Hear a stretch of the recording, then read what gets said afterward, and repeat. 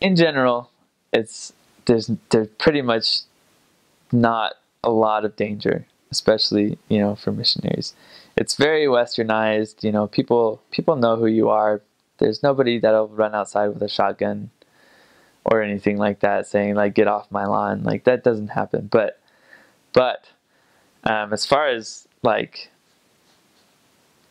crime goes, I mean, there's a lot of drugs on the streets of the big cities, and even a lot of the little cities have lots and lots of drugs.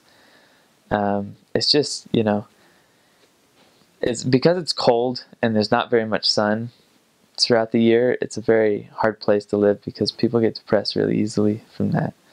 And so there's a lot of healthcare and people just not being able to handle it and stuff like that. So that's something that you'll run into. Interesting fact, I don't know if this has to do with anything. One time we were serving in one of the more wealthy parts of Montreal, and we decided that we would find the most expensive street and then we would knock on all those doors. It was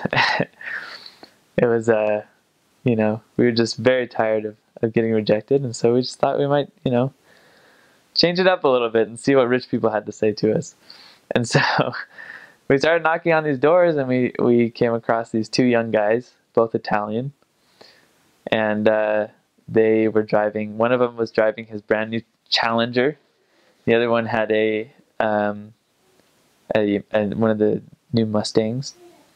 And they were just admiring their cars, and so we walked up to them and we started talking to them about their cars.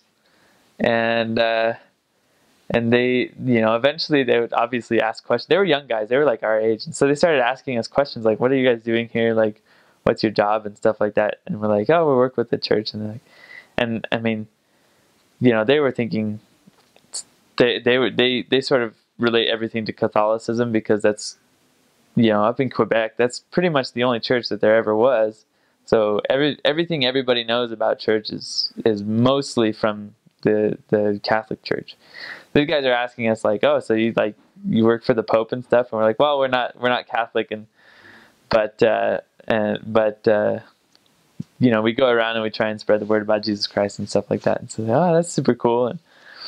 And so we started asking them, and they're like, and we started asking them like, of the people on the street, who are they? How do they have so much money? He's like, well, for the most part, like, that guy's a crook, that guy's a crook, that guy's a crook. That's a huge, Middle Eastern family that just all lives together in the same house so they can have a big house.